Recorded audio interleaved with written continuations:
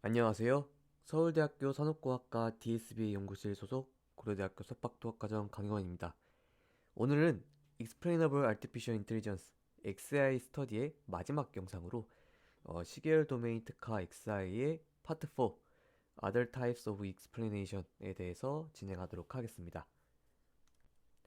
목차는 다음과 같이 간단한 소개랑 그다음에 룰 컨스트레인트 네트워크 RCN이라는 방법론 하나, 그다음에 그레인저 커절 그래프에 대해서 설명을 드리고 결론 말씀드리도록 하겠습니다. 이 마지막 Other Types of Explanation에는 이 룰 컨스트레인트 네트워크랑 그레인저 커절 그래프라는 두 가지 개념에 대해서 설명을 드리려고 합니다. 뒤에서 자세하게 설명을 드리겠지만 간단하게 말씀을 드리면 룰 컨스트레인 네트워크 RCN은 해석 가능한 예측을 위해서 데이터 기반 규칙을 선택하여 분류하는 신경망을 다룰 예정이고요. 이 그레인저 커절 그래프 같은 경우는 시계열 변수 간 인과관계를 모델링하는 그래프를 학습하는 그런 모델이라고 봐주시면 될 것 같습니다. 그래서 첫 번째 방법론인 Deep Neural Networks Constrained by Decision Rules에 대한 논문에 대해서 설명을 드리도록 하겠습니다. 해당 논문은 트리플 AI 2019년에 공개된 논문입니다. 그래서 RCN, Constraint Network에 대해서 간단하게 소개를 드리자면은 먼저 기존에는 딥러닝 모델을 학습을 하고 이 딥러닝 모델에서 해석을 하기 위해서 포스트호크 설명 기법들을 사용을 했었습니다. 샤프나 라임 등을 지금도 많이 사용을 하고 있는데 어, 딥러닝 모델을 사용을 하고 있기 때문에 예측이나 뭐 정확도 측면에서는 좋은 성능을 보였지만은 이 해석 측면에서는 항상 이제 명확한 규칙 형태로 잘 설명이 되지 않았습니다. 그러니까 사람이 이해하기 어려운 해석을 나타내기도 했는데요. 반면에 이 규칙 기반 모델들, 디시전 리스트 같은 그런 모델들 같은 경우는 해석성은 굉장히 좋지만 이 분류나 뭐 예측 정확도가 굉장히 낮은 성능을 보였습니다. 그래서 이를 해결하기 위해서 이본 저자들은 RCN이라는 방법론을 제안을 했는데요. 입력에 대해서 규칙을 선택하여 예측을 하도록 하였습니다. 결국 뭐 다른 모델 같은 경우는 어떤 분류를 진행을 한다라고 하면은 어떤 범주를 선택을 하게끔 학습이 되었다 하면은 이 RCN 같은 경우는 범주를 선택하는 게 아니라 규칙을 선택을 해서 예측을 수행하도록 진행을 했다라고 봐주시면 될 것 같고요.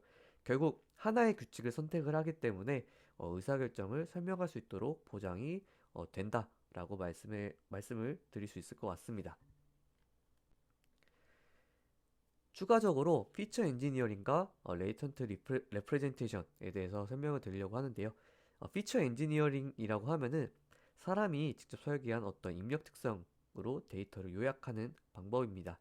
그래서 예를 들어서 어떤 시계열 데이터가 있을 때 일정 구간의 뭐 평균이라든가 표준 편차, 그리고 피크 값이 몇이라든가 피크 값이 언제 발생했냐라든가 여러 가지 새로운 피처를 도출하는 방법이 피처 엔지니어링이다라고 봐주시면 될 것 같고요.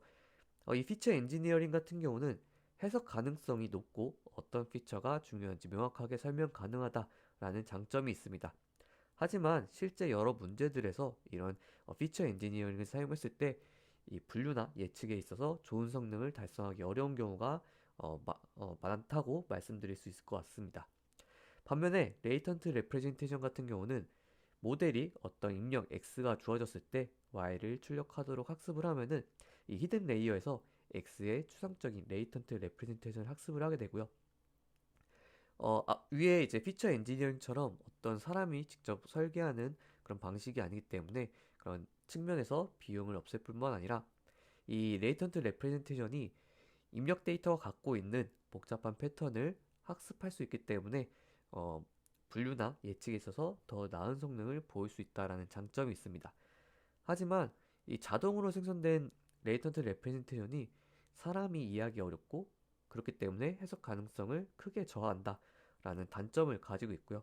그래서 본 방법론에서는 이 해석 가능성과 정확성 간의 절충을 위해서 이런 ICN을 제안했다라고 추가적으로 말씀드릴 수 있을 것 같습니다. 어떤 방식을 사용했는지에 대해서는 뒤에서 설명을 드리도록 하겠습니다. 그래서 RCN 이 decision by rule selection 같은 경우는 앞서서 말씀드린 대로 어떤 클래스 레이블을 직접 예측하는 것이 아니라 규칙을 선택하여서 예측을 수행하도록 합니다. 그래서 아까 말씀드린 대로 원래 인풋 데이터 X랑 피처 엔지니어링 한 그 피처까지 동시에 사용해서 피처 엔지니어링과 레이턴트 레프레젠테이션의 장점을 모두 이용할 수 있도록 하였다라고 봐주시면 될 것 같고요. 이 RCN을 통해서 어, 미리 지정을 해놓은 디시전 룰 중에 룰을 선택해서 예측을 수행하는 방식으로 진행을 합니다. 그렇기 때문에 어떤 항상 선행 조건이 만족되는 규칙을 선택하게끔 진행을 해야 되는데요. 그래서 filtered softmax라는 방법을 사용했는데 이거에 대해서는 뒤에서 설명을 드리도록 하겠습니다. 방금 전에 말씀드린 바와 같이 RCN이 규칙 중에 하나를 선택을 하게 되는데 결국에는 이 RCN이 학습되기 전에 이 규칙 집합이라 불리는 룰셋이 미리 사전에 정의가 돼 있어야 합니다.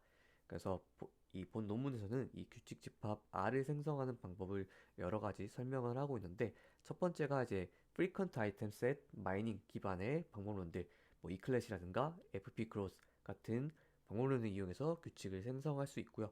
또는 랜덤 포레스트 기반의 규칙들 트리의 루트부터 리프까지 경로들을 규칙으로 사용할 수 있고 그 외에는 외부 리소스 기반의 규칙들 뭐 긍부정 단어 사전을 이용한 감성 분류 규칙들 를 생성할 수 있다라고 말을 하고 있습니다.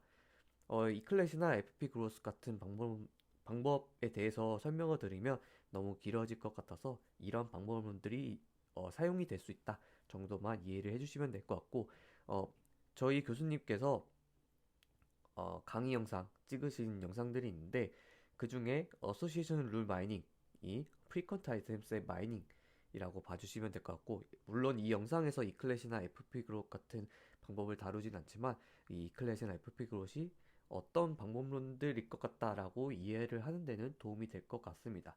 그게 뭐 랜덤 포레스트 기반 규칙에서는 뭐 디시전 트리 같은 영상을 보셔도 좋을 것 같습니다. 한 번쯤 봐주시면 좋을 것 같습니다.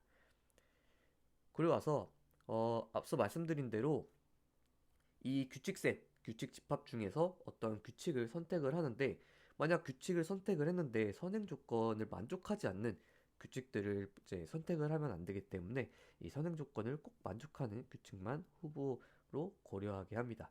그리고 와서 이 규칙이 어떠한 분류로 예측할 확률을 정의를 하게 되는데 그때 어떠한 규칙의 모든 경우의 수 분의 이 제 규칙을 따른 것 중 L 클래스의 샘플의 수를 확률로 정의를 하고 있습니다. 그래서 밑에 예시가 있는데 예를 들어서 첫 번째 규칙 같은 경우는 F0라는 변수가 A일 때를 의미합니다. 해당 규칙을 만족할 때 이 0, 1 클래스라고 했을 때 0, 1 클래스일 확률이 0.2, 1일 클래스일 확률이 0.8 이런 식으로 클래스 확률을 미리 사전에 정의를 한다라고 봐주시면 될 것 같고요. 꼭 이 선행 조건을 만족하는 규칙을 선택을 해서 이 규칙을 기반으로 클래스 확률에 따라서 뭐 1로 분류한다 이런 방식으로 진행을 한다라고 봐주시면 좋을 것 같습니다. 그래서 본격적으로 룰 컨스트레인 네트워크에 대해서 설명을 드리려고 하는데요. 저자들이 제안하고 있는 방법은 어텐션을 사용하지 않는 RCN-A라는 모델 구조와 어텐션을 사용하는 RCN 플러스 A라는 모델 구조 이 두 가지를 제안을 하고 있습니다. 그래서 두 가지 이제 모델 구조에 대해서 설명드리기 앞서서 이 베이스 네트워크라는 것에 대해서 먼저 말씀을 드리려고 하는데요. 일반적인 이제 딥러닝 모델을 사용하는 이 분류 모델이다라고 봐주시면 될 것 같습니다. 그래서 주어진 태스크의 K 클래스 분류를 위한 신경망이다라고 봐주시면 될 것 같고 이 시계열 분류에 있어서는 CNN을 사용을 했고 이 감성 분류에 있어서는 바이다이렉셔널 LSTM, 바이 LSTM을 사용을 했다라고 말을 하고 있습니다. 그래서 이 RCN 같은 경우는 일반적인 베이스 네트워크는 결국에는 어떤 클래스 레이블을 바로 예측하는데 이 베이스 네트워크를 변경해서 클래스 레이블을 직접 예측하는 게 아니라 규칙을 예측하도록 구성을 하고 있습니다. 그래서 이제 본격적으로 RCN에 대해서 설명을 드리도록 하겠습니다. 먼저 RCN-A입니다. RCN-A는 텐션이 없는 RCN이고요. 그래서 중간에 이제 리니어 레이어를 아까 전에는 클래스의 개수만큼 어, 아웃풋을 내는 그런 리니어 레이어였는데 이번에는 규칙 R의 크기를 갖도록 레이어를 대체를 해가지고 어떤 규칙을 선택하게끔 학습이 진행이 됩니다. 근데 이때 앞서 말씀드린 대로 필터드 소프트맥스라는 방법을 사용을 하는데 필터드 소프트맥스 같은 경우는 저희가 이제 피처 엔지니어링을 수행해서 만든 떤이 피처들이 있을 때 이 피처들에 의해서 저희가 만들어 놓은 규칙 집합에서 그 선행 조건들을 만족하는 규칙에만 소프트맥스를 적용을 하는 방식입니다. 그래서 그 규칙들을 뭐 선행하지 않는다, 만족하지 않는다라고 하면은 만족하지 않는 규칙의 확률은 0으로 설정을 하게 되는데 예를 들어서 뭐 5가지 뭐 A, B, C, D, E라는 규칙이 있을 때 선행 조건을 만족하지 않는 규칙이 뭐 AC다라고 했을 때 AC에 대한 규칙의 확률은 0으로 바꿔버리고 나머지 B, D, E에 대해서만 소프트맥스를 적용을 해가지고 항상 선행 조건을 만족하는 규칙만 선택하게끔 보장한다라고 봐주시면 될 것 같습니다. 그리고 와서 학습을 진행할 때는 이 로그 라이크후드를 최대화하는 방식으로 학습이 진행이 됩니다. 결국 입력 x가 주어졌을 때 그리고 이제 웨이트가 주어졌을 때 y를 선택할 확률을 최대화하는 거에 목적을 두고 있는데 이 y를 선택을 할 때 바로 클래스를 예측하는 게 아니라 x라는 것이 주어졌을 때 어떠한 규칙을 선택을 하고 그 규칙에 따라서 y가 선택될 확률인 컨디셔널 프로버비티를 최대화한다 라고 이해를 해주시면 될 것 같습니다. 인퍼스 같은 경우는 당연하게도 이 인풋 x랑 웨이트가 주었을 때 가장 확률값이 높은 규칙을 선택을 하고 그 규칙에 따라서 클래스를 예측한다 라고 이해를 해주시면 좋을 것 같습니다. 이번에는 이제 RCM 플러스 A에 대해서 설명을 드리도록 하겠습니다. 이 RCM 플러스 A 같은 경우는 필터드 소프트 맥스 전에 어텐션 메커니즘을 추가해가지고 규칙 간의 좀 유사성을 고려하는 방식이라고 봐주시면 될 것 같습니다. 앞서서는 그냥 단순하게 이 선행 조건을 만족하는 규칙들에 대해서만 소프트맥스를 취하게 되고 그때 이제 레프레젠테이션 같은 경우는 일반적으로 베이스에서 리니어 레이어 통해서 나왔던 그냥 각 규칙의 웨이트를 기반으로 소프트맥스를 진행을 했는데 이 각 규칙 간에 좀 비슷한 유사성이 있는 어, 규칙이 있기 때문에 그런 것들을 고려하기 위해서 이 어텐션 메커니즘을 추가해줬다라고 이해를 해주시면 될 것 같고요. 결국에는 그러려면은 규칙에 대한 레이턴트 레프레젠테이션이 생성이 되어야 됩니다. 그래서 여기서는 레이턴트 레프레젠테이션 매트릭스를 V라고 해서 V에 대한 정보를 추가적으로 주어서 어텐션을 계산을 하게 되는데요. 이 V는 학습을 통해서 자동으로 생성을 하게끔 했고요. 그래서 배치 단위로 어떠한 인풋 X가 주어졌을 때 그 X에 의해서 어떤 레프레젠테이션을 도출하게 되고 그 인풋 X들이 규칙들을 만족하지 않는지에 따라서 만족하면 1, 만족하지 않으면 0이라는 트루스 매트릭스라는 것을 곱해줘서 어, 각 규칙별로 만족하는 인스턴스 비율로 노멀라이징 해가지고 어떤 이 레이턴트 레프레젠테이션 매트릭스 V를 생성한다라고 이해를 해주시면 될 것 같습니다. 그래서 V랑 어, 베이스 네트워크의 출력 벡터 이 두 가지를 곱을 해서 이 어텐션을 계산한 다음에 그다음에 필터드 소프트맥스를 진행해서 규칙을 예측하도록 하는 방식이 RCM 플러스 A이고요. 물론 이제 실험 파트에서 말씀을 드리겠지만 ICM-A 대비 정확도가 증가를 하였다라고 합니다.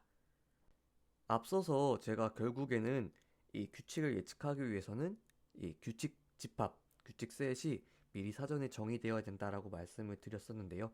그 규칙 집합을 만드는 데 있어서 자동으로 생성하기 위한 프리퀀트 아이템 셋 방법이라든가 아니면은 디시전 트리 기반의 방법론들이 사용될 수 있다라고 말씀을 드렸습니다. 결국 근데 그런 방법론들은 어, 이 자동으로 생성하는 그런 방식입니다.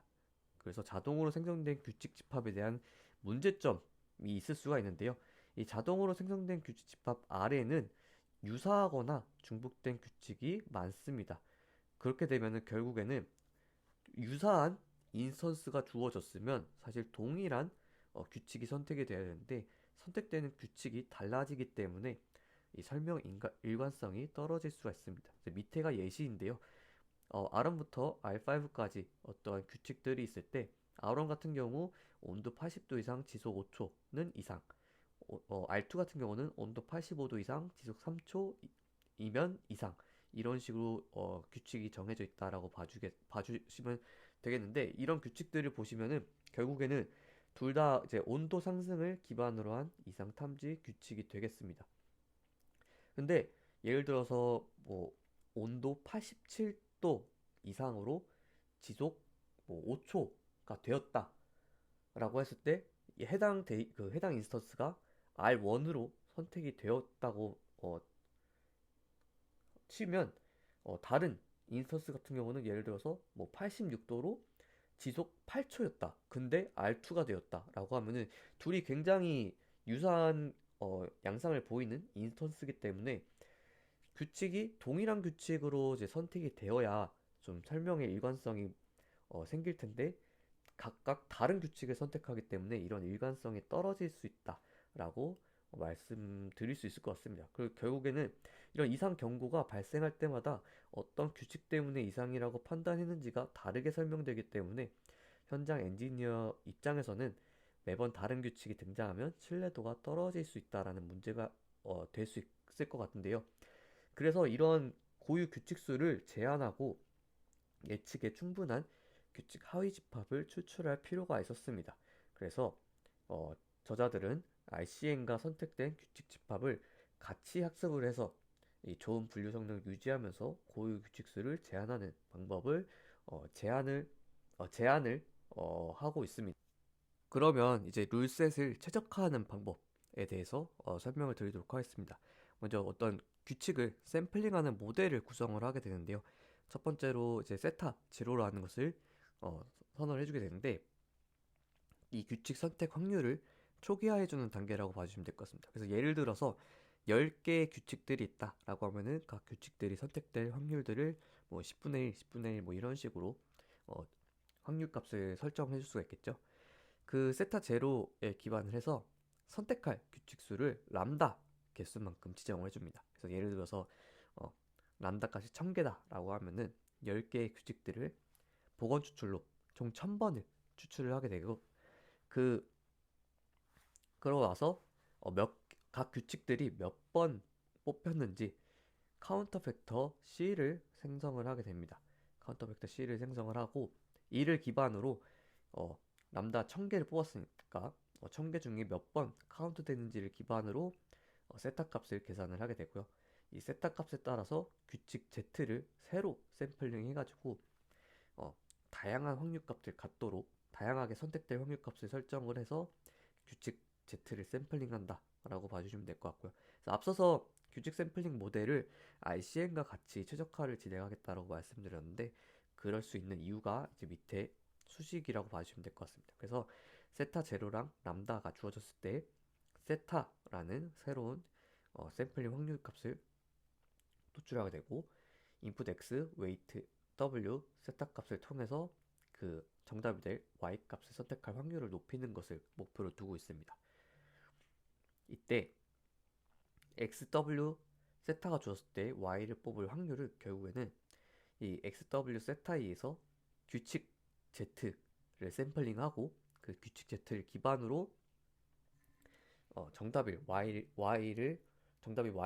뽑을 확률을 최대하는 게 되겠고요. 그리고 결국에는 그 규칙 Z를 만들 확률 같은 경우는 전체 모든 규칙에 대해서 뽑힐 확률, 이 세타가 줬을 때 그 어떤 규칙을 선택을 하고 그 X랑 W를 기반으로 그 규칙 Z를 선택할 확률 값의 합이 분모가 되어 있고, 분자에는 결국에는 이 세타에 따라서 정답이 될 만한 규칙 Z를 샘플링할 확률 곱하기, 그리고 input x랑 w가 주어졌을 때 정답이 될 규칙을 선택할 확률 값이 분자가 되겠습니다. 그리고 얘를 최대화하는 건데, 결국 앞에 있는 항이 RCN에 기반한 포스테리어 프로버티가 되어 있고, 뒤에 있는 항이 샘플링 모델에 기반한 포스테리어 프로버티가 되겠습니다. 결국에는 이 RCN과 샘플링 모델 각각의 포스테리어 프로버티가 곱해진 식으로 되어 있기 때문에 이 둘을 같이 결합해서 사용할 수 있다라고 이해를 해주시면 될 것 같고요. 학습 방법으로는 EM 알고리즘을 사용을 합니다. 그래서 이 스텝에서는 이 규칙 샘플링 갈 확률인 세타 값을 업데이트를 하고, M 스텝에서는 ICM 파라미터 W를 업데이트를 하는데요. 세타 값을 업데이트할 때는 메트로폴리스 헤스팅스라는 샘플링 기법을 사용합니다. 어, 시간 관계상 해당 샘플링 방법에서는 자세하게 설명드리지는 않을 건데, 결국 해당 샘플링 방법은 이 업세턴스 레이트, 이 수락률이라는 걸 기반으로 수락률을 계산을 해서 이게 개선이 됐으면 업데이트가 되는 방식으로 작동을 진행을 합니다. 결국에는 세타에서 새로운 샘플링 확률인 세타 프라임을 만들어내는데, 이 세타 프라임을 만드는 방법은 이제 오른쪽에 작성을 해놨습니다. 저희가 아까 전에 람다 개수만큼 규칙들을 샘플링해서 C라는 카운터 벡터를 만들었는데, 이 카운터 벡터에서 무작위로 하나의 카운트를 제거를 하고, 이 밑에 식이 결국 이 ICN에서 어떤 선택될 확률이 높은 규칙을 의미를 합니다. 결국 ICN이 잘 학습이 됐다라고 하면은 어떤 입력 X에 기반을 해서 이 규칙을 선택할 확률이 높은 규칙들을 저희가 확인할 수가 있겠죠. 그 확률에 기반을 해서 선택될 확률이 높은 규칙을 그러니까 저희가 카운터 벡터 C에 하나의 카운트를 추가하는 방식입니다. 결국에는 RCN이 선택할 확률이 높은 규칙의 카운트를 늘린다 라고 봐주시면 좋을 것 같습니다. 그래서 이 세타 값을 세타 프라임으로 업데이트를 해서 그 성능이 개선이 되었으면 이 세타 프라임으로 세타 값을 업데이트 하고, 그렇지 않으면 그냥 세타 값을 그대로 두는 방식을 사용을 해서 이 스텝에서 세타 값을 업데이트 한다 라고 봐주시면 될 것 같고요. 그렇게 이제 저희가 정답으로 뽑힐 만한 규칙을 선택할 수 있는 샘플링 확률인 세타가 업데이트가 됐으면, 그 세타를 기반으로 규칙을 샘플링해서 그 샘플링된 규칙을 사용해서 RCN 파라미터 W를 업데이트를 합니다. 그러면 RCN이 학습이 되었겠죠. 그러면은 학습된 RCN을 기반으로 또다시 선택할 확률이 높은 규칙을 카운트를 증가시켜서 세타 값을 세타 프라임을 만들고, 이런 방식으로 계속해서 진행해서 이 세타 값과 모델의 파라미터 W를 최적화하는 방식을 사용을 했습니다. 다음으로 실험 파트입니다. 먼저 셋업입니다. 당연하게도 RCN이 분류 성능이 있는지, 그리고 해석 가능성이 있는지를 평가를 진행을 할 거고요.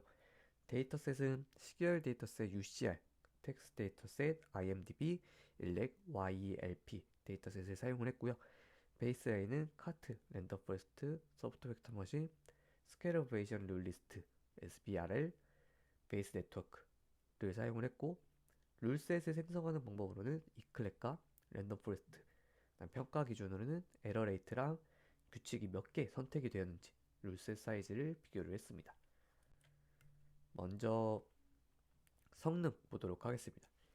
랜덤 포레스트를 사용해서 규칙 집합을 만든 다음에 어텐션이 있는 RCN 플러스 A를 사용했을 때 디시전 룰을 제공을 하는 베이스 라인들보다 더 좋은 성능을 보였다라고 하고요. 어텐션 메커니즘이 있는 RCN 플러스 A가 없는 RCN-A보다 더 좋은 성능을 보였고, 아까 전에 규칙셋을 만드는 방법으로는 이클렛이나 랜덤 포레스트 사용할 수 있다라고 말을 했는데, 이 두 가지 종류 상관없이 RCN 플러스 A의 성능은 이 두 가지는 큰 영향을 미치지 않았다라고 합니다. 그 다음에 카트랑 SBRL 같은 경우는 선택하는 규칙 수가 매우 적었는데요. 이 두 가지 모델 구조상 큰 규칙 리스트를 다루기 어렵게 설계가 되어 있기 때문에 선택하는 규칙 수가 매우 적었다라고 합니다. 근데 선택하는 규칙 수가 적다고 사실 좋은 것도 아닌 것 같고, 너무 많다고 또 좋은 거는 아닌 것 같습니다. 그래서 단순히 여기서는 카트랑 SBRL 구조상 선택되는 규칙 수가 적었다라고만 이해를 해주시면 좋을 것 같습니다.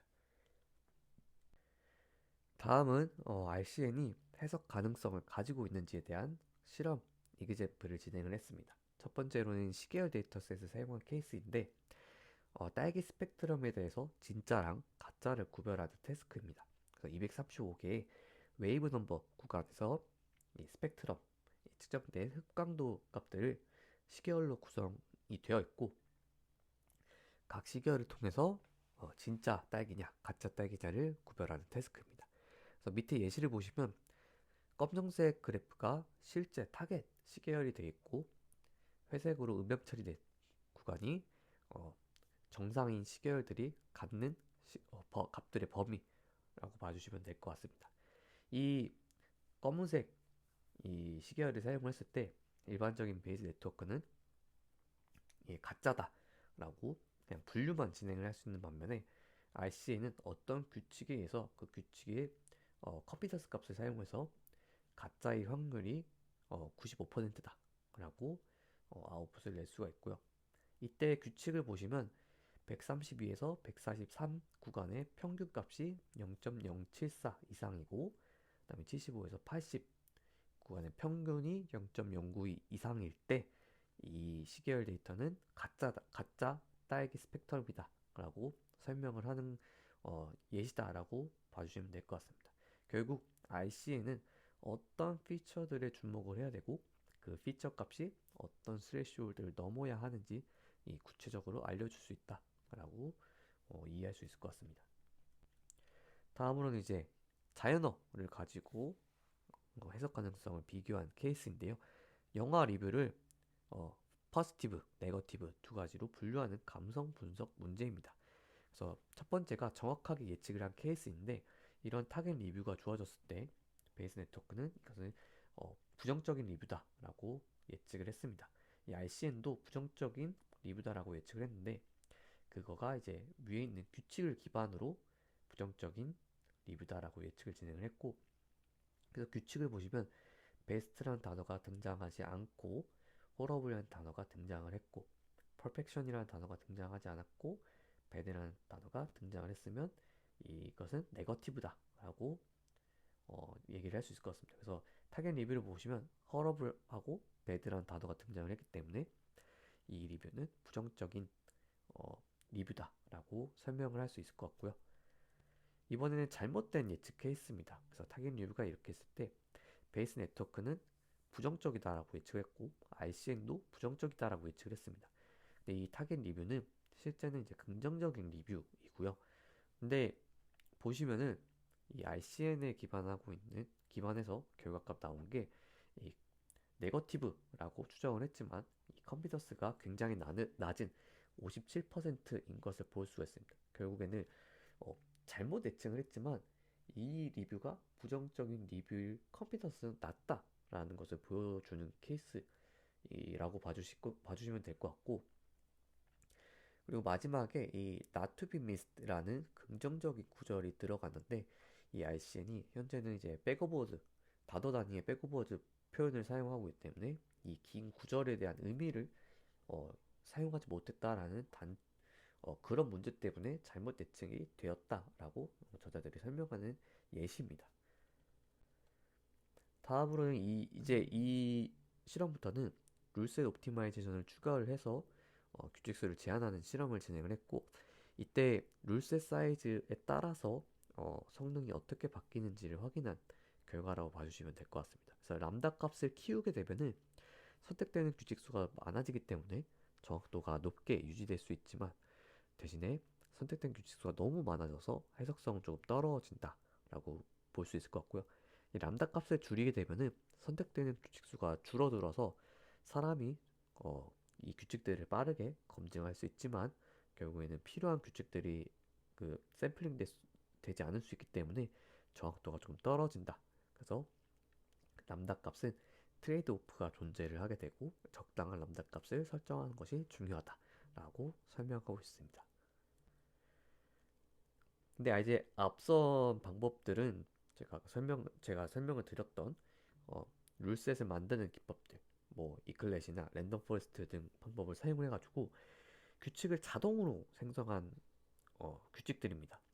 근데 사람들이 직접 만든 규칙들이 훨씬 직관적이고 명확하기 때문에 해석 가능성에 대해서는 어, 이 사람이 만든 규칙에 더 높은 프라이버티를 주는 게 해석성의 이득이 될 수 있습니다. 결국에는 선택되는 규칙들이 사람이 만든 규칙을 더 선택하도록 하는 방법이라고 봐주시면 될 것 같은데, 이 로우 값을 사용해서 높은 값을 주면 사람이 만든 규칙을 선택할 비율을 증가를 시키게 되는데, 결과적으로는 너무 높이면, 그러니까 결국엔 사람이 만든 규칙을 더 뽑도록 만들면 정확도가 좀 더 저하가 되었다라고 합니다.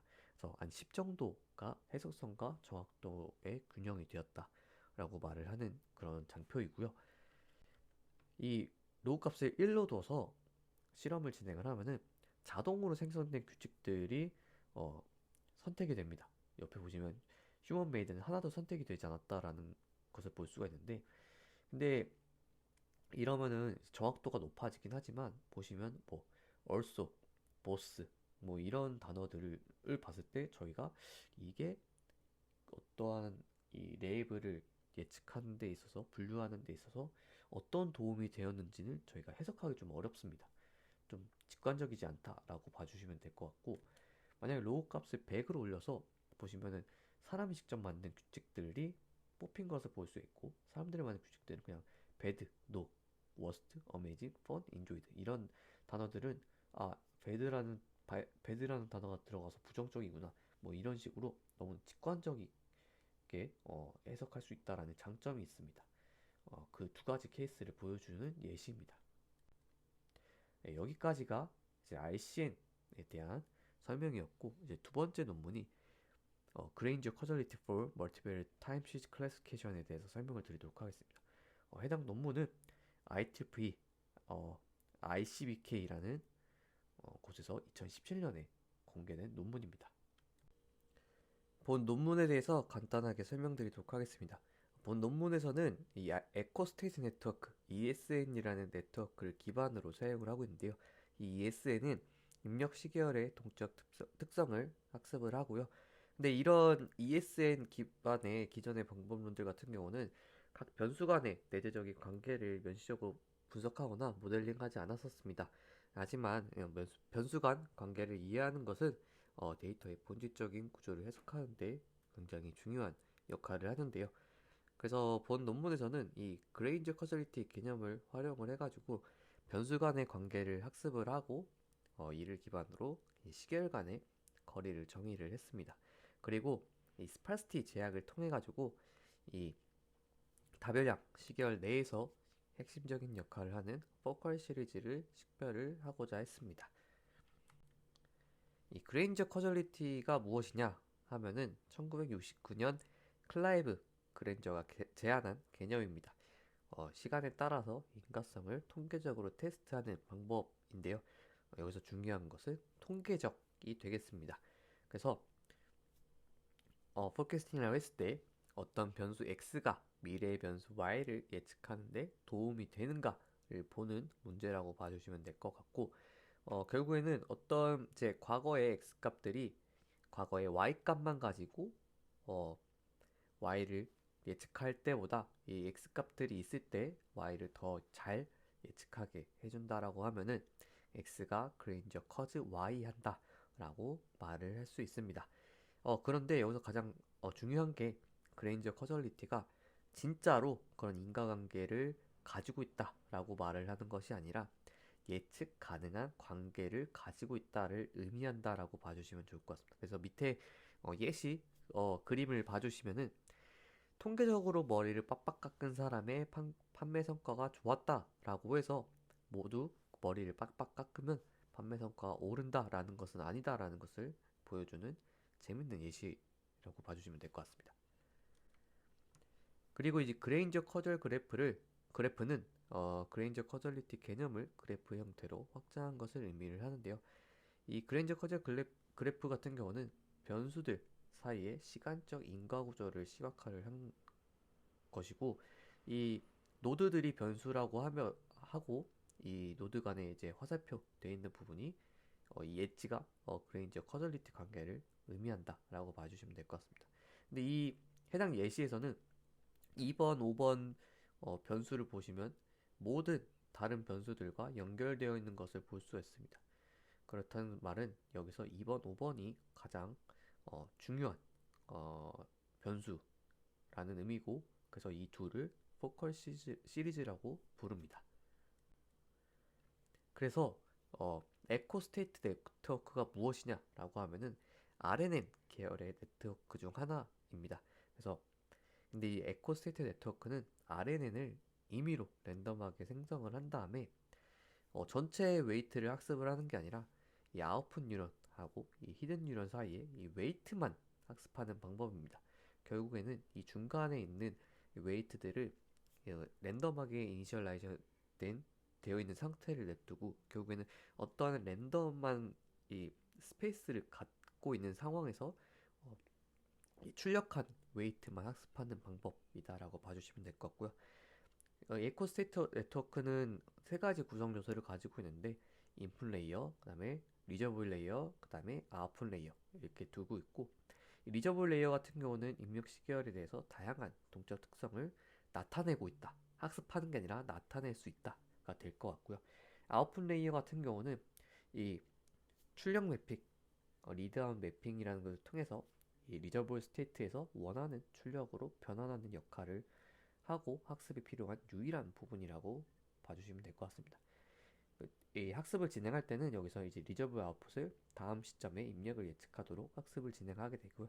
그래서 이전 시점에 리저블 스테이트, 여기서 XT는 인풋 시계열이 아니라 리저블 스테이트를 의미하고 ST가 인풋 시계열을 의미합니다. 그래서 이전 시점에 리저블 스테이트의 웨이트를 곱한 것과 현재 확인하고자 하는 시점 ST에다 웨이트를 곱한 다음에 이 탄젠트 하이퍼블릭 액티베이션 펑션을 통해 가지고 어떠한 현재 시점에 리저블 스테이트를 구하고, 그것을 이제 리드아웃 매핑을 통해서 우리가 다음 시점에 입력을 예측하도록 학습하는 방식으로 이 에코 스테이트 네트워크가 학습됩니다. 다음으로 어떻게 이제 스파스하게 포컬라이즈된 리드아웃 매핑을 계산하는지에 대해서 설명을 드리도록 하겠습니다. 다별량 시계열을 다루고 있기 때문에 다별량 시계열 데이터에 각 서브 시리즈별로 동일하게 사전 설정된 ESN을 사용해서 개별적으로 처리를 합니다. 그래서 밑에 예시를 보시면 어떤 x1 변수에 대해서 다음 시점을 예측하도록 ESN을 리드아웃 매핑을 학습을 하고, x2도 동일하게 각 변수별로 ESN을 학습을 진행을 합니다.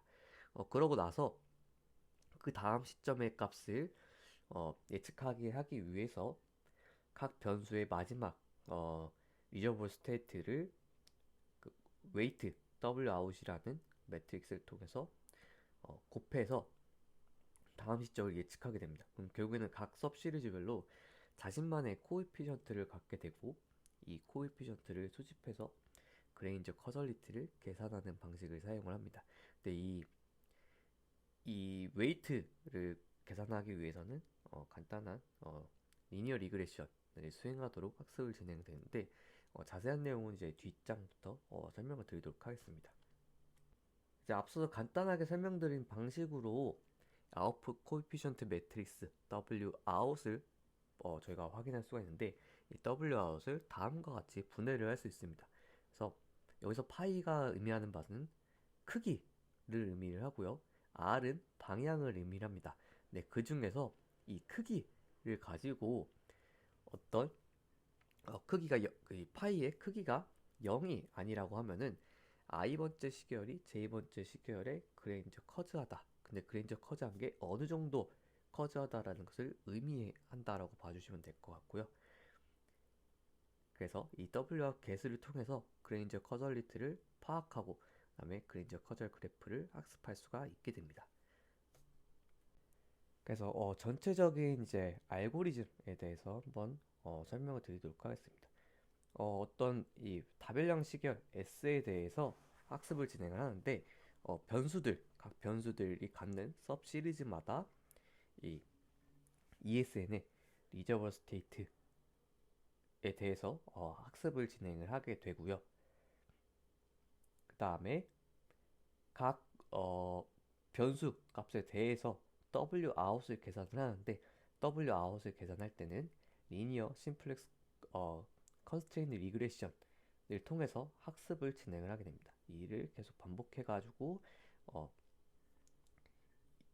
이 코에피션트 매트릭스를 계산한다 라고 이해를 해주면 될 것 같고, 이 코에피션트 매트릭스를 사용해서 디스턴스를 계산하게 되는데, 이건 또 이제 뒤에서 설명을 드리도록 하겠습니다. 앞서서 코에피션트 매트릭스를 계산하기 위해서 리니어 심플렉스 컨스트레인 리그레션을 학습한다라고 했는데, 그렇게 하는 이유가 바로 이 리드한 매핑의 스파시티를 제어하기 위해서입니다. 그래서 제어할 수 있는 방법이 어떻게 사용이 되는지 설명을 드리도록 하겠습니다. 앞서서 어, 리드한 매핑의 웨이트인 W를 W 아웃을 크기인 파이랑 방향 벡터인 R로 나눌 수 있었습니다. 근데 거기다가 행렬 파이를 다음 두 개의 디바이드 매트리스를 또 변환하는데, 어떤 행렬이 있을 때 다이아고널 매트릭스를 따로 빼고 다이아고널 매트릭스랑 그 외 나머지라고 봐주시면 될 것 같은데, 그 나머지가 이제 스파스 매트릭스 M이 되겠고요. 이거에 대해서 공통 부분이라고 불리는데, 즉 다른 시계열 간의 관계를 나타내는 포컬 시리즈를 포착하는 역할을 하고, 대각 행렬인 다이아고널 매트리스 같은 경우는 자기 자신에 대한 특성, 자기 인과성을 표현하는 방식입니다. 왜 이렇게 하는지는 이제 밑에서 간단하게 설명을 드리고, 자세한 거는 이제 뒤에 두 번째 알고리즘에서 말씀을 드릴 수 있을 것 같은데, 원래 저희가 계산했던 어, 행렬에서 다이아고널 값을 빼고 플러스 q라는 자기 자신에 대한 특성 값을 따로 넣어주게 됩니다. 근데 이때는 i 어, 결국 대각 행렬 값이 1인 다이아고널 매트리스를 더해주게 되는데, 원래 기존의 m의 대각 행렬은 1이 아닌 값들을 가지고 있을 겁니다. 근데 하지만은 이 값을 제외하고 1로 다시 채워주는 거라고 이해를 해주시면 되는데, 왜 이렇게 하냐라고 하면은 최적화를 좀 더 빠르고 로버스트하게 해주기 위해서입니다. 어, 이따 알고리즘에서 설명을 드리겠지만, 처음에는 모든 이제 값이 동일하게 유니폼하게 값을 주어주게 되는데, 이렇게 학습을 하게 되면 자기 자신에 대한 관계, 그리고 다른 시계열 간의 관계를 동일한 상태에서 학습을 해서 예측을 하게끔 그 학습을 진행이 돼야 되는데, 예측이라고 하는 것은 결국엔 자기 자신에 대한 관계가 가장 크기 때문에, 결국에는 그 관계를 찾아내기 위해서 더 많이 학습이 진행돼야 됩니다. 그래서 이 원래 다이아고널 값을 빼고 1 값을 넣어서 자기 자신에 대한 관계성, 자기 자신에 대한 특성을 좀 더 강하게 표현을 해서 예측을 좀 더 잘하게, 그리고 더 빠르게 하기 위해서 이런 방식을 사용했다라고 봐주시면 될 것 같고요. 그 다음에 이제 constraint loss 펑션을 최소화하는 방식으로 학습이 되게 되는데, 이 m의 각 원소의 합은 1이 되게끔 m의 각 컬럼의 모든 원소의 합은 1이 되는, 당연히 1이 되어서 어떤 관계가 어느 정도 더 큰지 작은지를 비교하기 위해서, 해석 가능성을 위해서 모든 원소의 합을 1로 제약을 걸고, 그리고 저희는 음수보다는 양수로서 해당 변수와 다른 변수 간의 관계가 있는지 없는지를 0부터 1 사이로 나타내고 싶어서 m의 각 컬럼 m 어, m 바의 원소를 모두 0 이상으로 설정을 합니다. 그러서 이 크기 벡터 말고 방향 벡터, 방향 벡터에 대한 제한을 두게 되는데, 이 뒤에 대한 제약식이 방향 벡터가 과도하게 커지는 것을 방지하는 역할을 하게 됩니다. 그래서 이 컨스트레인트 로스 펑션을 최소화하도록 학습을 하는데, 이때 한 번에 학습이 되는 게 아니라 이 크기 벡터 그리고 방향 벡터를 교대로 경사화법을 사용해서 로컬 미니멈을 찾는 방식으로 최적화가 진행이 됩니다. 그러면 이 크기 벡터랑 방향 벡터를 어떻게 최적화하는지 알고리즘 2를 통해서 설명을 드리도록 하겠습니다. 먼저 이제 방향 벡터 R을 먼저 최적화를 진행을 하는데, 앞서 말씀드린 대로 이 크기 벡터인 m의 값을 이 변수 개수분의 1로 유니폼하게 초기화를 진행해 줍니다. 그래서 예를 들어서 변수가 3개다 라고 하면은 3x3 매트릭스가 만들어질 텐데, 한 행마다 3분의 1, 3분의 1, 3분의 1 결국 모든 값이 3분의 1로 채워져 있는 3바이 3 매트릭스가 만들어지게 되고 앞서서 말씀드린 대로 대학 합렬 값을 모두 지운 다음에 어, 1로 치환을 해줍니다. 그래서 3분의 1, 1, 3분의 1, 3분의 1, 그 다음에 이행은 3분의 1, 1, 3분의 1 이런 식으로 어, m, 파이 매트릭스를 만들어주게 되고요. 이렇게 해서 주어진 현재 어, 크기 벡터인 m 또는 파이 하에서 리더 웨이트를 최적화를 합니다. 이 최적화할 때는 앞서 말씀드린 방향 벡터가 과도하게 커지지 않게 레귤러라이제이션을 수행을 해서 이런 방식으로 이제 방향 벡터를 최적화를 하고요. 그 다음에 이제 크기 벡터인 m을 최적화를 하는데 할 때 지금 구한 방향 벡터 r을 통해서 예측 값을 계산을 합니다.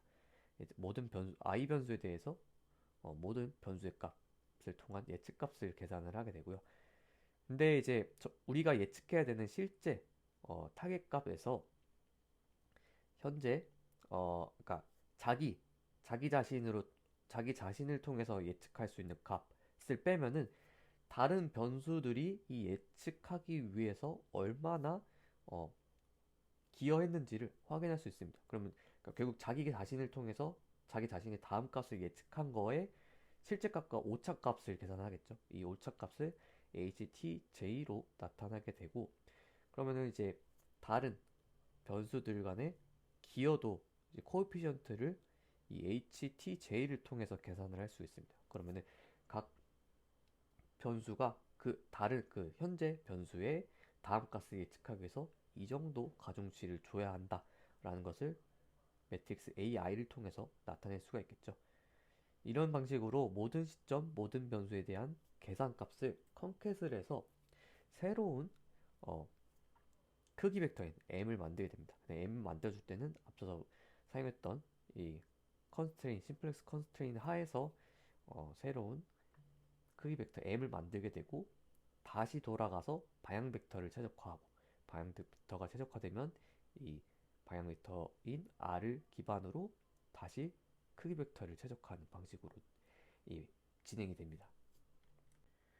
결국에는 최종적으로 그 이제 리드아웃 매핑을 계산하기 위해서 하나의 이제 다별량 시계열 데이터가 있으면 하나의 다별량 시계열 데이터가 있으면 이 ESN을 통해서 리저블 스테이트를 구하게 되고 리저블 스테이트 구할 때는 각 변수마다 구하게 되겠죠. 각 변수마다 구하게 되고 이거의 코에피션트 매트리스인 어, 리더 매핑 매트리스를 계산하기 위해서 앞서 사용했던 리니어 심플렉스 컨스트레인 리그레션 방법을 통해서 이 W out을 계산을 하겠죠. 근데 이게 각 모든 시계열마다 다 따로따로 진행이 됩니다.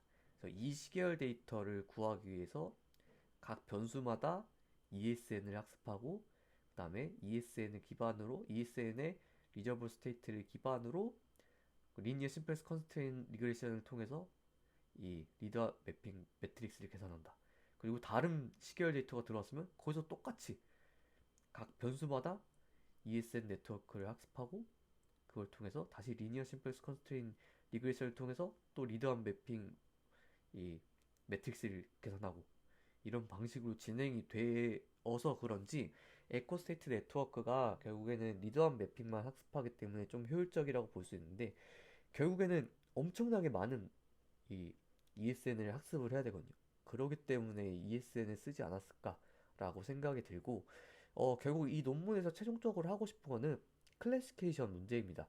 분류 문제를 하기 위해서 여기서 구했던 그러니까 어떤 시계열 데이터랑 다른 시계열 데이터가 어떤 차이가 있는지 이 디스턴스 그러니까 유사도를 기반으로 이 디스턴스를 기반으로 어떤 클래스인지 분류하게끔 진행이 되거든요.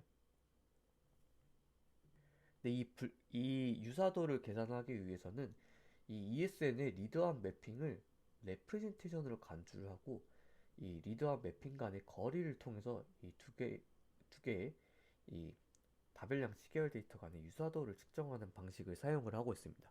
이렇게 이제 리드암 매핑을 레프레젠테이션으로 간주할 수 있는 이유를 이 해당 슬라이드에서 설명을 드릴 수 있을 것 같습니다.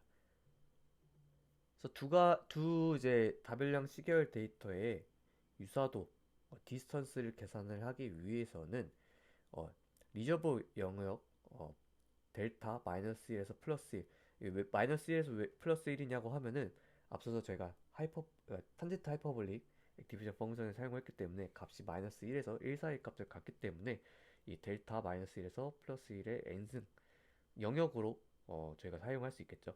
이상의 확률 밀도 함수에 대해서 리드한 매핑 f1x랑 f2x 사이에 L2 거리를 적분으로 해가지고 이 디스턴스를 계산을 하게 됩니다.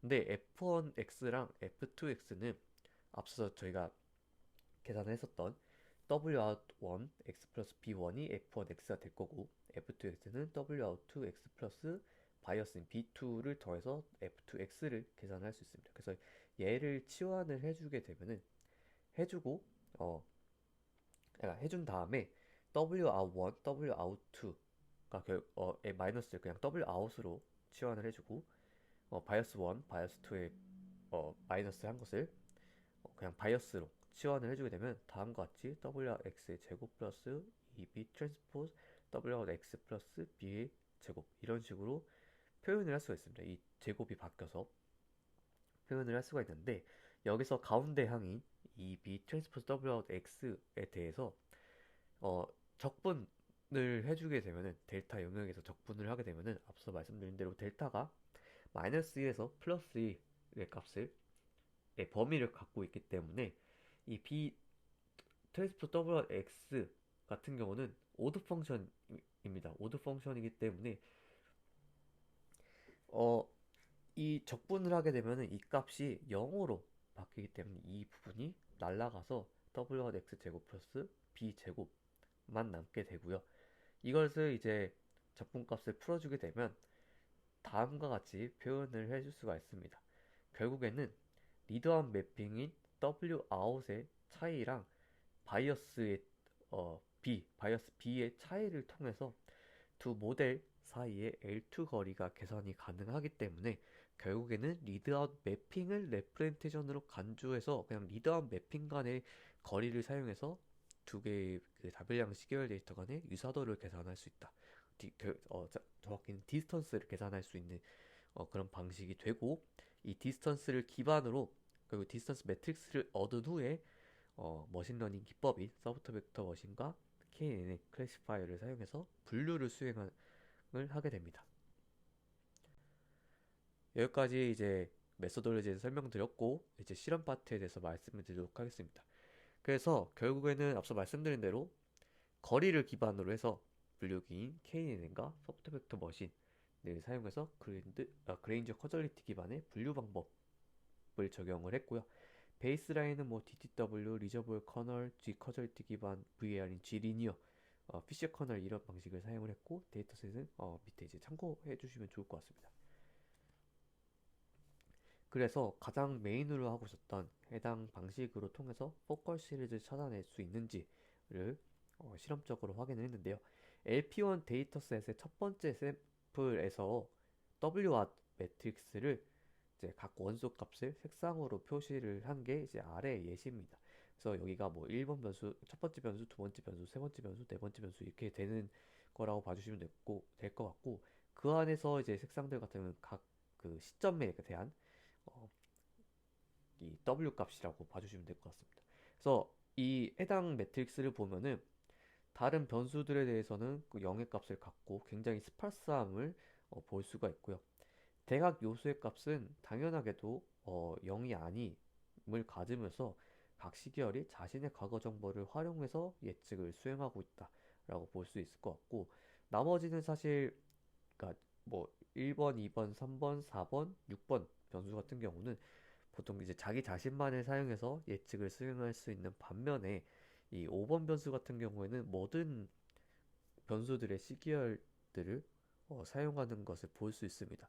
그래서 결국에는 어, 다른 모든 시계열들이 공유하는 공통 부분, 결국 이 부분이 포컬 시리즈라는 것을 의미를 하고 있고요. 그래서 해당 이 설명을 통해서 포컬 시리즈를 찾았고 그레인저 커절리티를 성공적으로 포착하고 있음을 나타낸다 라고 봐주시면 될 것 같습니다. 그리고 이제 이 원래 하고자 했던 태스크가 클래시피케이션이기 때문에 클래시피케이션을 잘 하고 있는지 확인을 해봤습니다. 그래서 베이스라인이었던 DDW, RV, FK보다 성능이 우수한 방법인 것을 확인을 했고요. 그리고 다양한 서브시퀀스 간의 그레인저 커절리티가 실제로 존재를 하고 이제 시계열을 예측하는데 이 그레인저 커절리티가 도움이 됨을 시사하는 결과라고 볼 수 있을 것 같습니다. 그리고 DTW, RV, FK 같은 경우는 이 서브시퀀스, 그러니까 변수 간의 인사이트 있는 관계를 밝혀내지는 못하고 해당 방법론들은 이제 그레인저 커저리티를 사용하는 G리니어 같은 경우는 당연하게도 변수 간의 관계를 밝힐 수 있었지만 분류 정확도가 낮기 때문에 지금 우리가 사용하고 있는 두 가지 모델보다 분류 정확도가 낮기 때문에 어, 이 정확도 면에서 좋지 않다라는 것을 보여주는 자료라고 이해를 해주시면 될 것 같습니다. 그 다음에는 어, 데이터에 가우시안 노이즈를 추가를 해가지고 과연 결과가 로버스트한가를 보는 실험을 진행을 했습니다. 당연하게도 노이즈가 커지면 커질수록 이 성능들이 하락을 하겠지만 사용했었던 그레인저 커저리티 소프트 벡터 머신이나 KN에는 하락 속도가 훨씬 느렸다. 그렇기 때문에 더 강건하고 노이즈에 덜 민감하다는 것을 의미하는 실험 결과라고 하고요. 다음은 이제 리저볼 사이즈입니다. 리저볼 사이즈에 따라서 어떤 결과를 나타내는지를 보고 있는데 리저볼의 뉴런 수를 10부터 250까지 10단위씩 증가시키면서 실험을 진행을 했고요. 전반적으로 리저볼 뉴런 수를 증가함에 따라서 분류 정확도는 상승하는 결과를 좀 보였습니다. 당연하게도 리저볼 크기가 클수록 입력 시퀀스를 더 잘 근사할 수 있기 때문일 것 같은데요. 하지만 이제 그 분류 정확도가 93.5에서 97 사이에 작은 범위 내에서 변동을 하기 때문에 제한 방법론이 리저브 크기에 대해서는 높은 강건성을 보인다라고 말할 수 있을 것 같습니다. 마지막으로는 이제 디스턴스를 기반으로 아까 레프레젠테이션 역할을 한다라고 말씀드렸잖아요. 그 리드한 매핑에 대한 그 리저버 스테이트가 분류 성능에 기여하는지를 시각화 기법 중 하나인 TSNE 방법을 통해서 평가를 진행을 했습니다. 그래서 위에가 프리프로스탯, 그러니까 이 리저버 스테이트로 나타낸 것을 TSN을 시각한 자료이고, 밑에가 이제 그냥 일반적인 시계열 데이터를 TSN으로 나타낸 결과입니다. 그래서 차원 축소된 공간상에서 같은 레이블끼리 같은 레이블을 가진 전처리된 데이터들끼리 원본 데이터 밑에 있는 결과보다 좀 더 밀집하게 가까이 분포하고 있는 것을 볼 수가 있습니다. 결국에는 전처리 데이터가 원본 데이터들보다 더 높은 분류 성능을 보이는 게 이러한 전처리된 상황이 더 분류에 영향을 끼쳤다라고 해석해 볼 수 있을 것 같습니다. 그래서 이제 주 논문에 대해서 설명을 드렸고 마지막으로 결론 말씀드리도록 하겠습니다. 첫 번째 논문이었던 룰 컨스트레인트 네트워크 같은 경우는 해석 가능한 예측을 위해서 클래스를 바로 예측하는 게 아니라 데이터 기반의 규칙을 선택해서 분류하는 신경망을 사용했습니다. 그래서 사전 정의된 규칙을 선택해서 분류를 수행함으로써 각 예측에 대한 명확하고 직관적인 설명을 제공하는 방법에 대해서 제안을 했고요. 두 번째 논문은 그레인저 커절 그래프를 다뤘는데 시계열 변수 간 인과관계를 모델링하는 그래프를 만들도록 했고 과거 정보로 미래를 더 잘 예측할 수 있으면 어떤 변수가 다른 변수에 인과가 있다 라고 보는 식으로 연구를 수행을 했습니다. 그래서 RC에는 규칙 기반 설명을 통한 해석 가능성을, 그레인저 커저 그래프는 인과관계 기반 설명을 통한 구조적 이해를 제공을 한다라고 봐주시면 될 것 같고요. 여기까지가 이제 제가 준비한 자료이고 결국 이로써 이제 시계열 데이터의 XI 마지막이었던 RCN 그레인저 커절 관련해서 설명을 드렸고 이것을 끝으로 XI 저희 연구실인 DSBA 연구실에서 진행하는 XI 스터디를 마무리하도록 하겠습니다. 지금까지 시청해주셔서 감사합니다.